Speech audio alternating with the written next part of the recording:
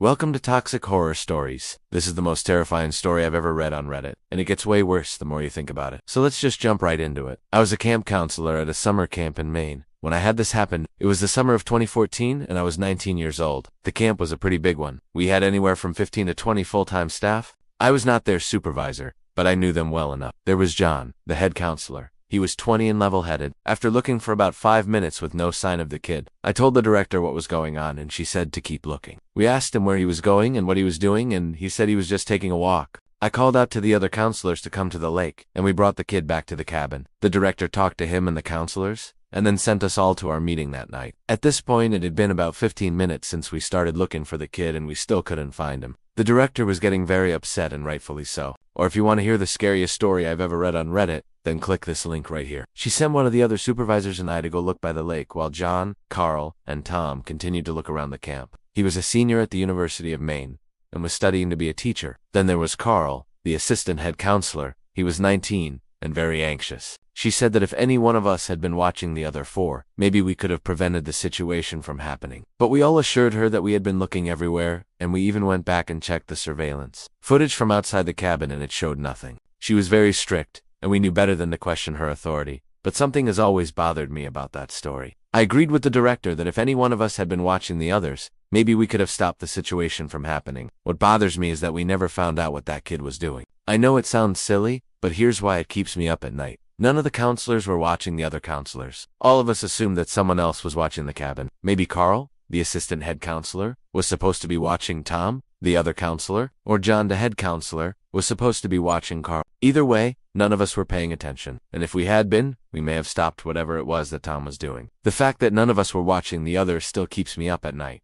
Like we just assumed that somebody else was watching. Nobody volunteered to watch. We all just kind of sat there and assumed somebody else would say something. And if we had done that, if somebody had spoken up and said, "Hey, let me watch the cabin," then maybe that kid wouldn't have been able to slip out without being noticed. And then there was Tom, who was also 19, and pretty laid back. We all looked at Tom, and he turned pale. He tried to deny it, but we all saw him sneak out. He was suspended immediately, and we were all told not to talk about it and to just forget it happened. And then another 20 or so seasonal staff like me who only worked for the summer. There were around 300 campers between the ages of 6 and 16. The cabins were split between the younger campers and the older ones. I was a waterfront supervisor, so I oversaw all of the counselors that worked at the lake. And we were in charge of making sure all of the campers were accounted for during all activities. I asked John, the head counselor, where the other boy was, and he said he had no idea. At this point, we started to panic because there was a strict rule that you could not leave a camper unguarded. If you lost a camper, you had to stop what you were doing, find that camper, and then explain to your supervisor what happened and why. It didn't matter if you were in the middle of teaching archery,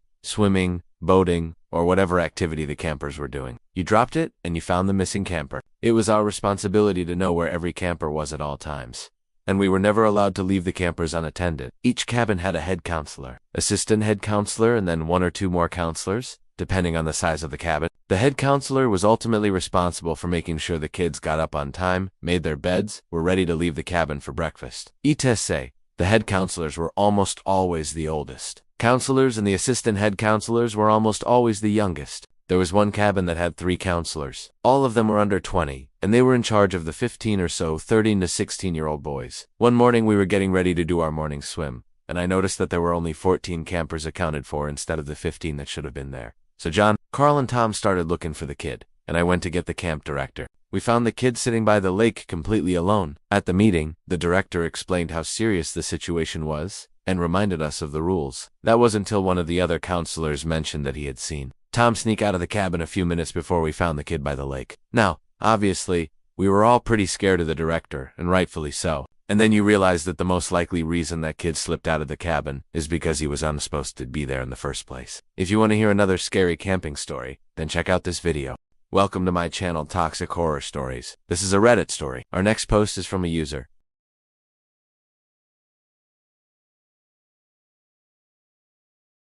I rolled down my window to listen, and to my absolute horror, I heard what sounded like a woman being murdered. I can't describe the sound, but it was blood-curdling. I slipped and fell, and as I'm laying there trying to regain my composure, my wife's brother starts yelling at me and tells me to get up and come on. As we're walking, he keeps telling us how this is a terrible idea, and how he has gone, lose his job if he gets in trouble for this. I don't know what made him finally snap, but he started yelling at me and said, "You and your stupid story, man." He then took off running down the road away from us. Naturally, I got the hell out of there and drove home as fast as I could. My wife stayed back with a terrified look on her face. They were both impaled and dead. I screamed and ran the other direction. That's when I felt a sharp pain in my leg, and I looked down to see a spike protruding from my calf. I pulled it out and kept running until I came across the road.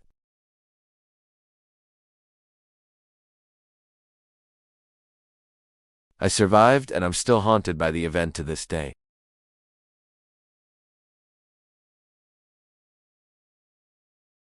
I could hear my wife and her brother close behind me.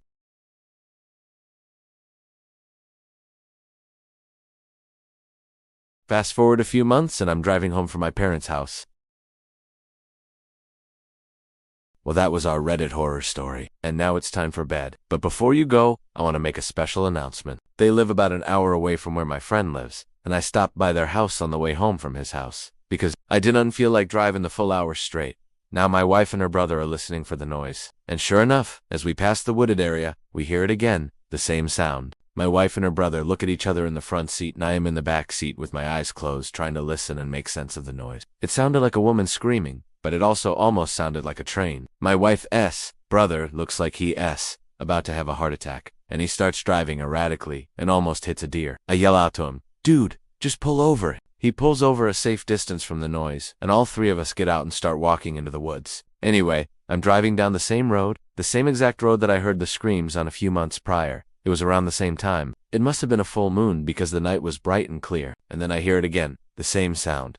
My blood ran cold. I slammed on the gas and made it home as fast as I could. I told my wife about the sound, and she thought I was making it up. So I pulled up the Google Maps Street View, and we looked at the area where the sound came from. There was a dense wooded area just off the road and across the street from my parents' house. I suggested to my wife that we drive over there and check it out, but she of course thought that was a terrible idea. And I didn't want to go alone because of what I heard really was a woman being murdered. I didn't want to be the one to find her. We decided that we would bring my brother-in-law, who is a sheriff's deputy, with us next time we went to my parents' house. So a few weeks later, my wife, her brother, and I are driving home from my parents' house. Yep, down the same road. The noise had stopped, and it was eerily silent. There was a small creek that we had to walk over, and it was very slippery. I was pissed off at this point, so I started chasing after him. It was my wife's brother and my wife standing over a pit of spikes. Yeah, rightfully so. What a horrible, horrible story. Welcome to Reddit Horror Stories, where a father is forced to relive his son's death over and over. Hey everyone, and welcome back to another Reddit horror story. So this one comes from a user. Basically, the original poster, or OP, was at home playing video games when he heard his 2-year-old son come running down the stairs. Then he tripped and fell and hit his head on the corner of a ceramic vase. And because it was pure white, it looked like his brains were going to explode out of his head. And in the morning, after he woke up from these dreams, he noticed that the vase had a small crack in it. And every morning after he woke up from the dream, the crack grew larger and larger. Then one morning he woke up and the vase was shattered into a million pieces on the floor. And since then, the dreams have stopped. Even though the vase breaking was clearly a good thing, because it meant that the cycle was broken, and he no longer had to experience those dreams.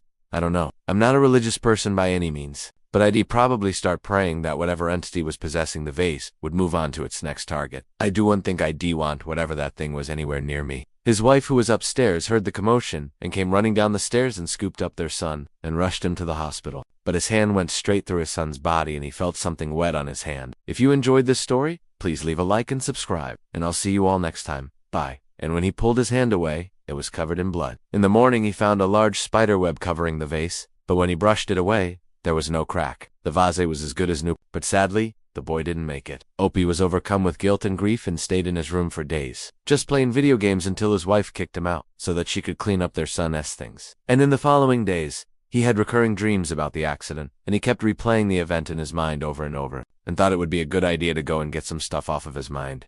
And what do you know? He found a brand new ceramic vase at the sale that looked exactly like the one that his son died from hitting his head on. No, seriously, that's what he said. He felt an overwhelming urge to buy it and take it home. And even though it was brand new, it already looked like it had a crack in it. He took it home and put it in the exact same place that the other vase had been. One day while he was online, he saw a post about a local yard sale, and then he started having dreams again. This time the dreams were more vivid than before, and he could feel everything. The pain, the despair, the guilt. Then one night he had the same dream for what felt like the 100th time, but this time, he reached out to try to grab his son before he fell. He continued to have the dreams every night, but they never got any clearer or made any more sense. Yeah, I think I'd be having nightmares after a story like that. But that is the end of this Reddit horror story. Thank you all so much for listening.